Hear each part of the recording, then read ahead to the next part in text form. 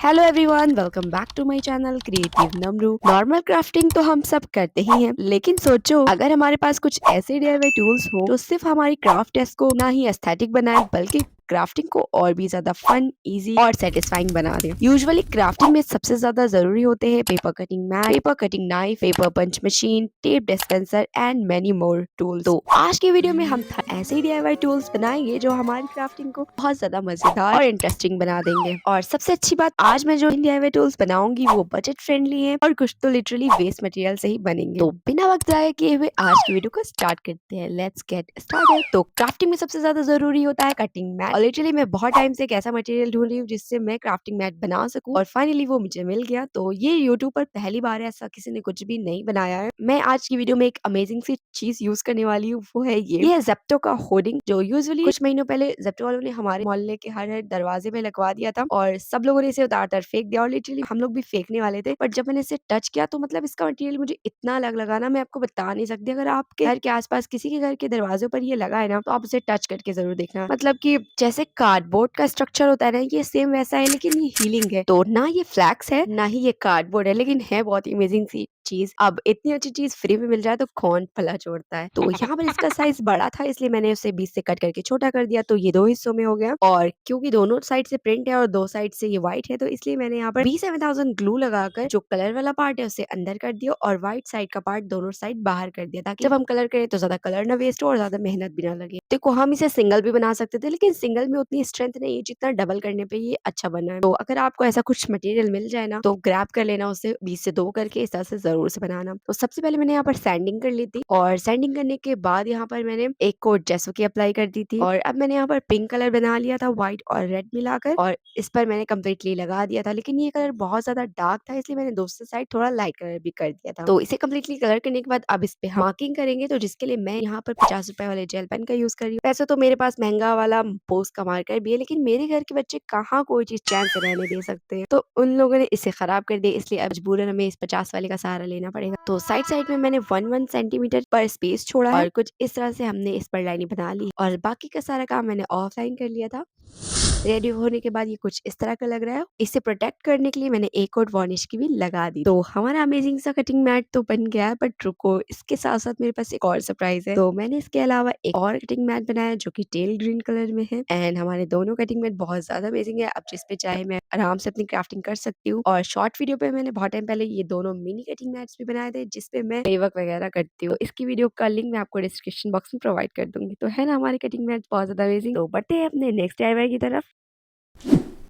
तो paper cutting mat तो बन गया, लेकिन पेपर काटने के लिए कटर भी तो होना चाहिए ना। तो इस तरह की पेपर नाइफ बहुत मिलती है मार्केट में, जो कि मेरे पास भी पहले थी, बट अब बहुत टाइम पहले खो चुकी है। मेरे पास कुछ इसकी ब्लेड्स बची, तो आज हम इनका यूज करके पेपर कटिंग नाइफ बनाएंगे। आप चाहे तो शार्पनर की ब्लेड का या फिर पेपर कटर की ब्लेड्स का भी यूज कर सकते हैं और नॉर्मल ब्लेड भी यूज कर सकते हैं। यहाँ पर मैंने मोल्डेड ले लिया है। इसे अच्छे से रोल करने के बाद इसके अंदर हमने अपनी ब्लेड को इंसर्ट कर दिया था। 24 आवर्स इसे सूखने के लिए दिया था। जब ये अच्छे से सूख गया, देन उसके बाद मैंने इसके ऊपर एक कोट जैसो की अप्लाई कर दी थी। और पता नहीं मैंने क्यों की, शायद मुझे कलर करना था, बट थोड़ा सा आलसपना आ गया और मैंने इस पर वॉशी टेप अप्लाई कर दी। और तो मेरे पास ये फ्लावर वाला चार्म बहुत टाइम से बना हुआ रखा था, तो मैंने यहाँ पर थोड़ी सी एमसील लगाकर इसके ऊपर स्टिक कर दिया। और इसके ड्राई होने के बाद सेंटर से कलर कर लेंगे और इसके साथ साथ हम पीछे से भी कलर कर लेंगे, ताकि पीछे से खराब ना लगे। सो हमारा कटिंग नाइफ भी बन गया। चलो इसे ट्राई करके देखते हैं। तो देखो, हमारा कटिंग नाइफ तो बहुत अच्छे से वर्क कर रहा है और हमारा कटिंग मैट को भी कुछ नहीं हुआ है ना, अमेजिंग। चलो अब बढ़ते हैं थर्ड DIY की तरफ, जो कि 2 in 1 होने वाला है।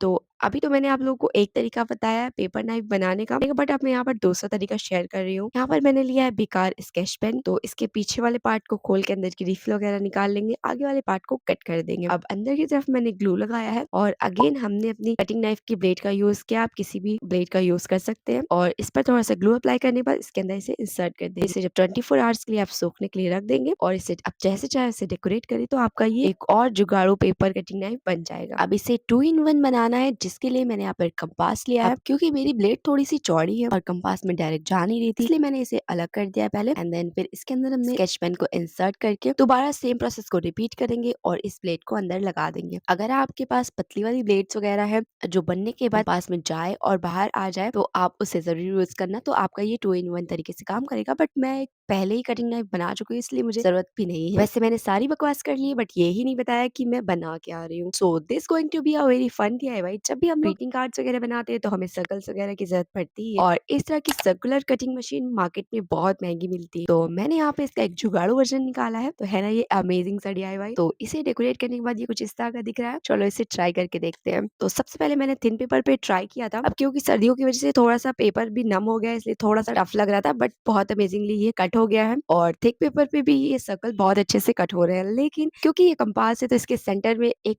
होल बन जा रहा है, जिसके लिए मैंने यहाँ पर ग्लू गन में से थोड़ा सा ग्लू इसमें लगा दिया है। और इसके बाद ट्राई करने पर जो होल है वो थोड़ा छोटा तो आया है, बट फिर भी आ रहा है। तो अगर आपके पास एयरिंग वाला रबर स्टॉपर है तो इसकी जगह पे आप उसे लगा देना, या फिर इरेजर का टुकड़ा लगा देना। तो उसके बाद पेपर में बिल्कुल भी होल्स नहीं आएंगे। तो है ना ये एक बहुत ही ज्यादा अमेजिंग और यूजफुल सा DIY टूल। तो इसी के साथ हमारा DIY नंबर 3 भी कंप्लीट होता है। अब बढ़ते हैं DIY नंबर 4 की तरफ, जो कि और भी ज्यादा इंटरेस्टिंग होने वाला है। जब भी क्ले वर्क करती हूँ और उस पर सैंड पेपर का यूज करना होता है, तो मेरे हाथों की हालत भूतों जैसी हो जाती है। और हम लोग एक क्राफ्टर हर चीजों को एस्थेटिक बनाते हैं, तो हमारे पास हर चीज के लिए एक एस्थेटिक टूल तो होना ही चाहिए। मैंने फॉरेनर्स की वीडियो में देखा, उनके पास बहुत ही एस्थेटिक एस्थेटिक से क्यूट क्यूट से टूल्स होते हैं। तो आज भी मैं इस प्रॉब्लम को सॉल्व करने के लिए बनाने वाली हूँ एक बहुत ही अमेजिंग सा DIY सैंडिंग टूल। तो जिसके लिए मैंने यहाँ पर पेपर कटर के इस वाले साइड का यूज किया। अब मेरी एरिया में इस वाले कटर की ब्लेड्स नहीं मिलती है, इसलिए मैं इसका यूज कर रही हूँ, क्योंकि ये मेरे किसी भी काम का नहीं है। और मैंने यहाँ पर इसके साइज का सैंडिंग पेपर कट कर लिया था, और B7000 ग्लू अच्छे से लगाने के बाद के ऊपर टाइटली मैंने इस सैंडिंग पेपर को लगा दिया है। इसे सूखने के लिए मैंने 24 घंटे के लिए रख दिया था, खुले ना, इसलिए मैंने यहाँ पर कपड़े सुखाने वाली क्लिप भी लगा दी थी। सूखने के बाद ये बहुत अच्छे से टाइटली फिक्स हो चुका है। मैंने इसे क्यूट बनाने के लिए स्टोन चेन भी लगा दिया है। अब इसका यूज मैं आपको नेक्स्ट वीडियो में करके बताऊंगी।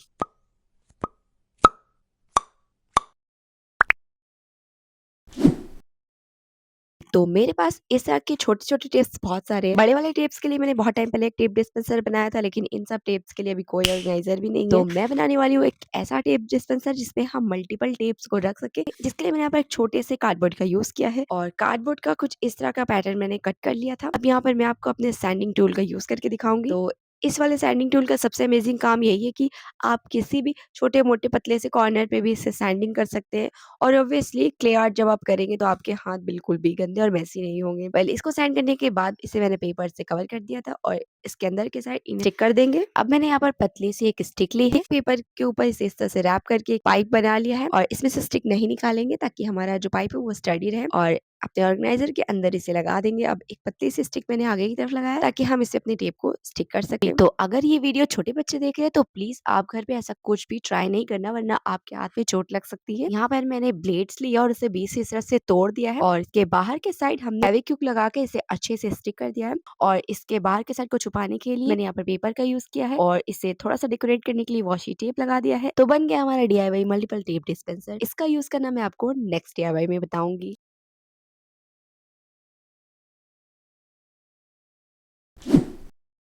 तो किसी न किसी DIY में मुझे बीच और पल का यूज़ करना ही होता है, लेकिन जब उसे हाथ से लगाना पड़ता है तो मुझे बहुत ज़्यादा बुरा लगता है। अब यार एक क्राफ्टर होते भी हमने बोरिंग तरीके से बीट्स को लगाएँगे तो अच्छा लगेगा क्या? वेल इस तरह के बीट पिकर्स आपको ऑनलाइन में मिल जाएँगे, लेकिन हम आज इसे DIY करेंगे। तो जिसके लिए मैंने यहाँ पर पुराने स्केच पेन लिया है। मेरे पास इस तरह का मोटा सा है, अगर आपके पास पेन वगैरह हो तो आप उसका भी यूज़ कर सकते हैं। सबसे पहले मैंने इसके आगे का कैप हटाया था। पहले सोचा कि आगे की तरफ का यूज़ करूँ, बट नहीं, कि हम इसके लिए कैंडल का यूज़ करने वाले हैं, और आगे के पार्ट में कैंडल नहीं जाएगी और पीछे के पार्ट पे ईज़िली चली जाएगी। तो इसलिए मैंने यहाँ पर आगे की तरफ कैप लगा दिया, और पीछे वाले पार्ट को निकाल उसमें जो भी रिफिल वगैरह थी उसे हटा दिया। अब मैंने यहाँ पर कैंडल लिया और उसे इसके अकॉर्डिंग कट कर लिया है, और आगे से थोड़ा सा इसमें नोक वगैरह बना देंगे। अगर आपके भी कैंडल थोड़ा सा लूज है ना आपके स्केच पेन से, आप ये ट्रिक ट्राई कर सकते हैं। तो मैंने यहाँ पर लाइटर से थोड़ा सा कैंडल को मेल्ट किया है और अंदर से इंसर्ट कर दिया है, तो फिर ये अच्छे से फिक्स हो गई थी। तो स्केच पेन का पीछे वाला पार्ट जो था मैंने इसे उल्टा करके लगा दिया, तो ये इसका कैप बन गया। आप कुछ थोड़े से स्टिकर वगैरह लगा के इसे डेकोरेट कर लेंगे, और जब भी इसका यूज करना हो इसके आगे की साइड थोड़ा सा फेविकॉल लगाएंगे, एंड हमारा DIY बीट पिकर रेडी है। चलो आपको इसको यूज करके दिखाती हूँ। तो यहाँ पर मैंने एक थिक पेपर लिया है, उस पर मैंने ग्लू नहीं लगाया क्योंकि क्यों ही वेस्ट करना है। देन मैंने यहाँ पर अलग अलग टाइप की बीट्स और पल्स ले ली है। अब देखो ये कितना अमेजिंगली वर्क कर रहा है, और अब सारे बीट्स एंड पल्स को ये कितने अच्छे तरीके से पिक कर रहा है। तो अगर आपको ये DIY अच्छा लगा और आपने अभी तक मेरी वीडियो को लाइक नहीं किया है ना, अब तो यार कर दो, और अभी तक चैनल को सब्सक्राइब नहीं किया है तो कर लो।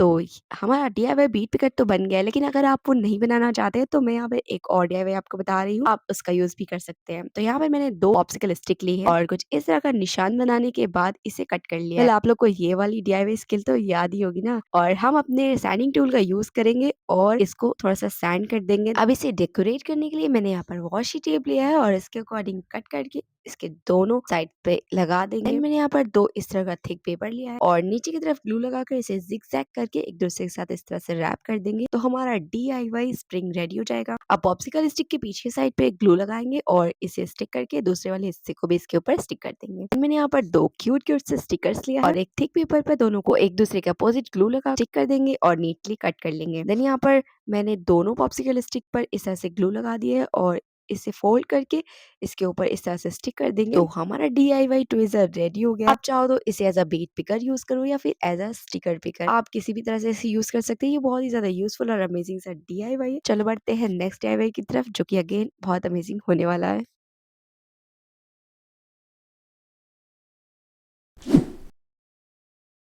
जब भी मैं कार्डबोर्ड पर फेविकॉल लगाकर डायरेक्ट पेपर स्टिक करती हूँ तो पेपर में सिकुड़न आ जाती है, और फेविकॉल को कुछ इस तरह से लगाती हूँ तो फेविकॉल भी बहुत ज्यादा लगता है। और जब कभी भी हम लोगों को कोई भी वॉलपेपर लगाना हो तो इस तरह के कार्ड का यूज करना पड़ता है। तो क्यों ना हम एक ऐसा DIY टूल बनाए जो हमारे ग्लू स्प्रेडर और पेपर लगाने के दोनों के काम आए। तो मैंने यहाँ पर एक कार्डबोर्ड लिया है और इस तरह के पैटर्न में इसे कट कर लिया है। अब अपने DIY सैंडिंग टूल का यूज करते हुए इसे सैंड कर लेंगे अच्छे से, तो ये इवन हो जाएगा। देन मैंने यहाँ पर, तो ये देखो कितना अमेजिंगली हमारा DIY सैंडिंग टूल वर्क कर रहा है। मैं तो बहुत ज्यादा खुश हूँ और अगली हर वीडियोस में आपको हमारे टूल्स का यूज होते हुए दिखेगा। मैंने यहाँ पर पीच कलर का एक पेपर लिया है और ग्लू लगाने के बाद इस पेपर से हम कम्प्लीटली इसे कवर कर देंगे। आप किसी भी चीज का यूज कर सकते हैं, आप चाहे तो किसी भी थिक प्लास्टिक से भी इसे बना सकते हैं, लेकिन मेरे पास हार्डबोर्ड था तो मैं उसका यूज कर रही हूँ। इस तरह से पेपर से इसे कवर करने के बाद इसके दूसरे साइड भी हम पेपर लगा देंगे और इसे थोड़ा कवाई लुक देने के लिए मैंने यहाँ पर क्यूट क्यूट से स्टिकर्स लगाकर इसे रेडी कर लिया है। क्योंकि इसका यूज हम ग्लू स्प्रेडर की तरफ भी करने वाले हैं, इसलिए इसे प्रोटेक्ट करने के लिए मैंने इसके चारों तरफ कम्प्लीटली अच्छे से सेलो टेप लगा दिया है, सो दैट इस पर ग्लू लगे तो ये खराब ना हो। चलो अब आपको इसका यूज करके बताते हैं। यहाँ पर मैंने कार्डबोर्ड पर बहुत हल्का हल्का सा फेविकॉल लगा लिया है और अब हम अपने स्प्रेडर का यूज करेंगे और इससे हम फेविकॉल को चारों तरफ फैला देंगे। आप देख रहे हो कितने कम फेविकॉल का यूज हुआ है यहाँ पर। और अब हम इसके ऊपर पेपर स्टिक करेंगे।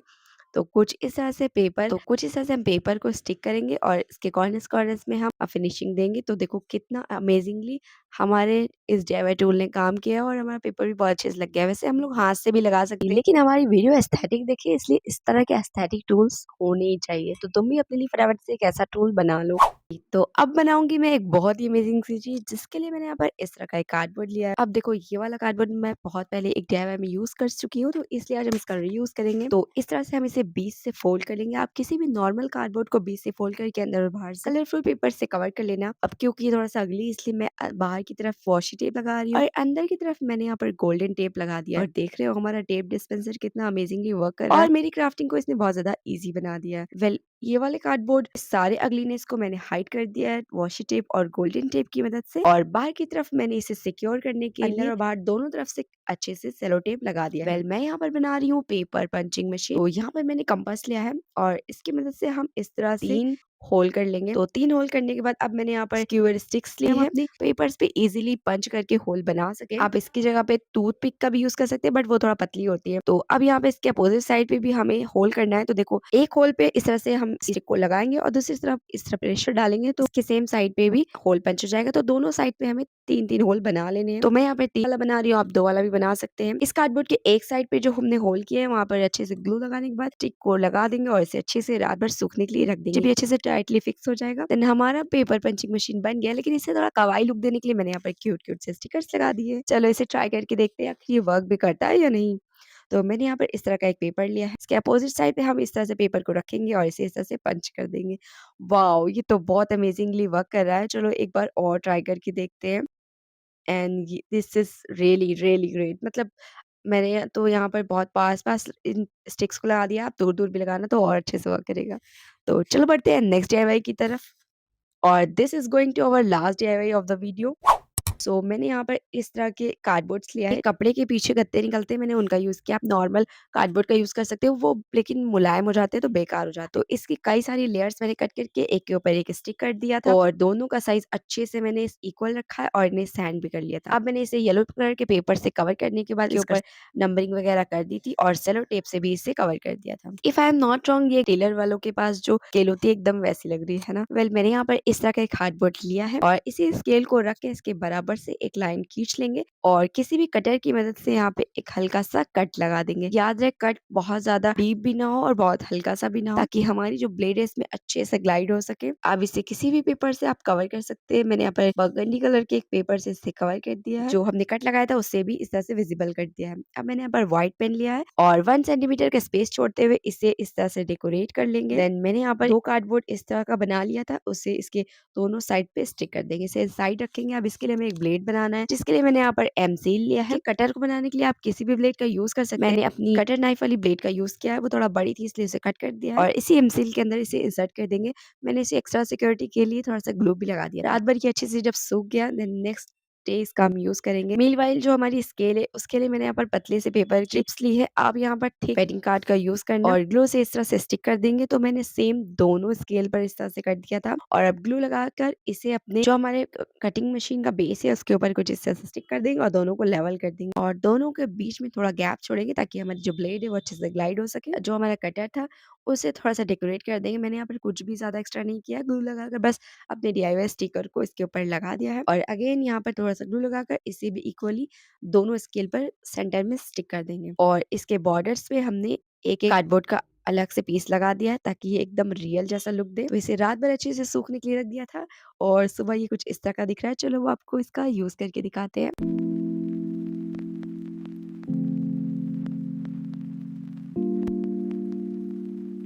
तो ये बहुत अच्छे तरीके से ग्लाइड हो रहा है और पेपर भी बहुत अच्छे तरीके से कट हो रहा है। तो मैं तो बहुत ज़्यादा सेटिस्फाइड हूँ। इतने सारे मैंने DIY टूल्स बना लिए। तो चलो दिखाती हूँ आपको मैंने आज की वीडियो में क्या-क्या बनाया है। तो ये रहे हमारे DIY कटिंग मैट, मिनी और बिग दोनों।